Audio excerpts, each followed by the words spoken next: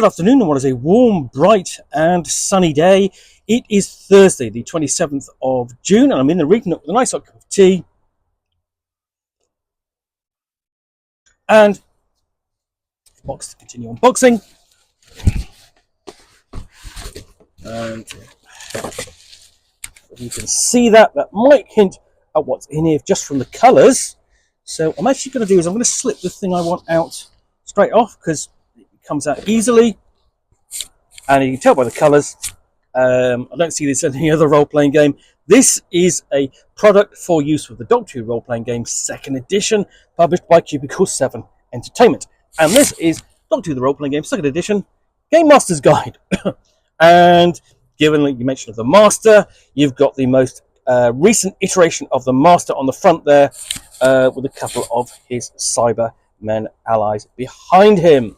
So, the Gamemaster screen for Doctor Who, the role-playing game is the ideal addition to every Game Master's collection. Perfect for the Game Master who likes to keep their plots to the secret from their players. The Game Master screen contains a wealth of useful information.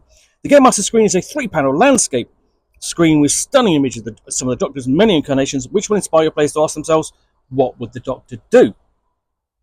The interior consists of the most used rules and tables, handy for both novice and seasoned Game Masters to refer to in the middle of an epic adventure without slowing things down.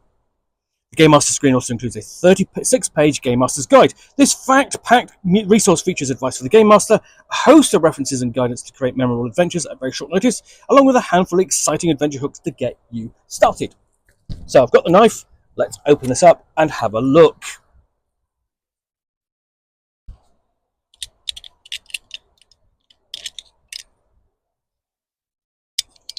Just gonna nick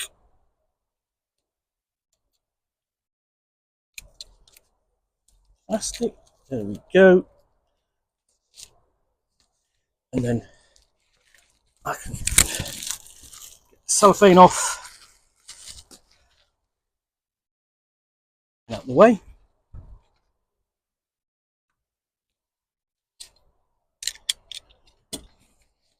And as ever, you've got the little bit of piece of paper which you kind of don't know what to do with afterwards.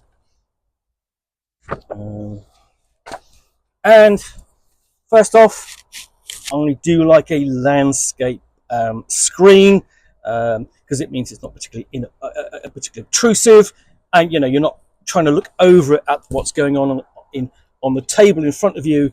And if I show you all the images that you have, basically you've got Dalek, you've got the 8th Doctor, you've got the War Doctor, 9th Doctor, 13th Doctor, basically the missing Doctor, the fugitive Doctor. Let's have a look. 10th Doctor, 11th Doctor, 12th Doctor, and the Dalek. So you've got all of the classic, not classic, the new Who Doctors there. Nice to have the future Doctor up front. Actually, my favourite new Doctor at the moment. So, on the inside, what you've got here, you've got all the various tables. So, we've got the extended conflict summary, weapon damage, where does it hurt, conditions, and so on. For when you do actually have to engage in combat in your Doctor Who Second Edition game, which really shouldn't be very often, because it's not, unless you're playing something like a unit-based game. You've got a chase tracker and difficulty setting in the middle, and you've got adventures on the fly, course adjustments, random journeys, vortex hazards, system damage, and so on, really for handling your general adventures and TARDIS hazards on the fly. So, yeah, that's decent enough. Give it a good knock, because you need to do this with every screen. Give it a good knock to basically see how sturdy is it. Because in the past, screens have been very flimsy, and just going, why did you even bother? Not that one, though. So then we have the actual booklet. And you've got contents and credits page, and the introduction there. I like it when you use my name. It's the Game Master. Further advice, and so on. A little bit of supplementary information before we get into what makes a Doctor Who adventure. So you've got a bit of analysis there discussing what a Doctor Who adventure is, what the episodes make up. So basically, when you're working with your players, you agree on the setting, mix in some the spice of life, of course, playing favourites, and that's not with your player characters, but with the monsters. You've got lots of monsters to choose from, and you're always going to have your favourites. And then really just aid and advice on running the game successfully. And then, coming down to ultimately to basically do it your way because you are the game master. And then we've got a random adventure generator with my absolutely favourite incarnation of the master, Missy, a fantastically joyous villain. So essentially, with a random adventure generator, it's saying it's rolling setting, threat, plot, and adversary. There we go. Simple as that. So there we go. So setting table, whether it's on Earth or to look Earth location table. And of course, as a game master, you don't have to use this at all. You can just use it as inspiration. You've got a history table, a technology table, a future Earth tables, all three there.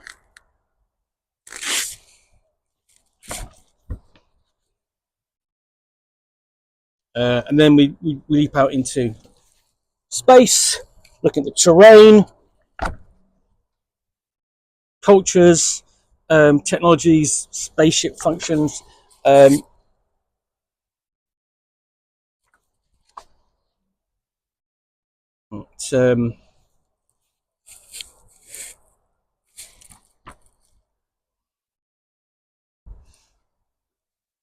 Threat and a plot table. And then you have things that you basically going to upset the status quo. You have disasters of various kinds, so natural disasters, societal disasters, and then the question, who's imprisoned? Yeah, if not the doctor, somebody else. An adversary table, an old adversary table for old adversaries. So you have adversary, so on. Random aliens, humanoid features, robots by technology. So.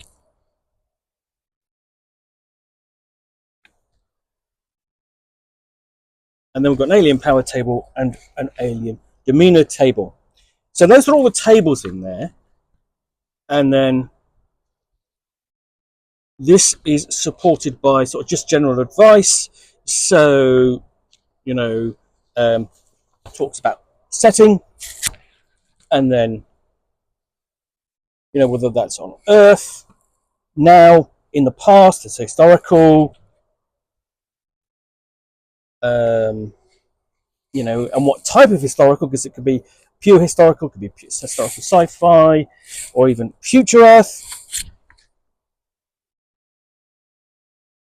And they've got different subgenres, so that might be post-apocalyptic, cyber-tech, oppressive authoritarian, deserted, bright future, etc.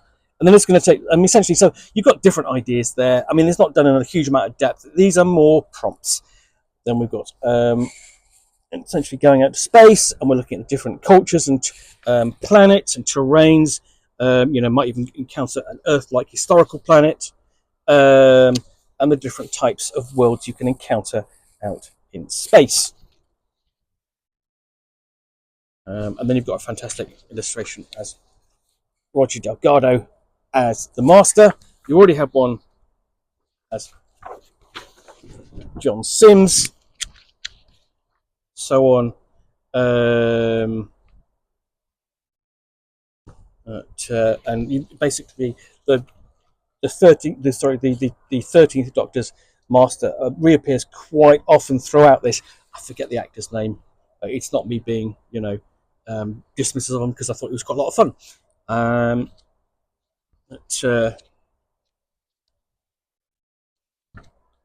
So on. So you're really looking at you're just really sort of discussing the possible ideas that you could have, and really just developing the prompts a little bit from the tables.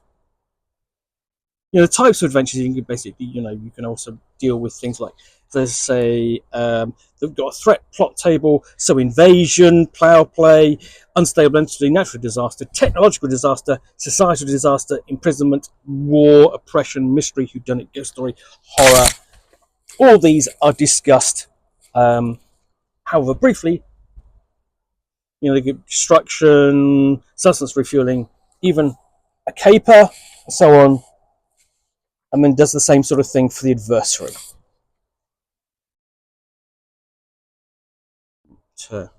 And then we basically do the same thing for aliens, and then we're going to move on to the Game Master in action and what she's going to be doing whilst all of this, is going on, while she's thinking of this. And then we have a section of adventure hooks. So instead of the Master, we've got the Rani there, and the first one is this is a nice sort of like semi play on words. So the adventure for the Rani is time in the Rani, and here we have swine in the Rami. Swine in the Rani, not swine in the Rami. That's an entirely different thing. So that includes pig-faced guards, taken from elsewhere, and then we have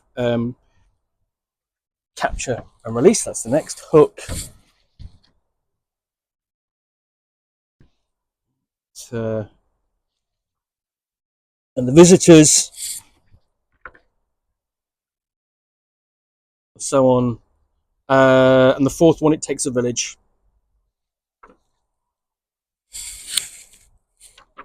All the way down to, that's it.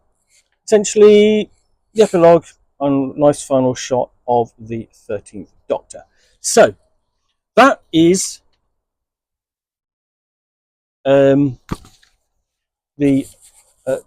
Doctor Who the Game Master's Guide for Doctor Who the Role-Playing Game Second Edition from Cubicle 7.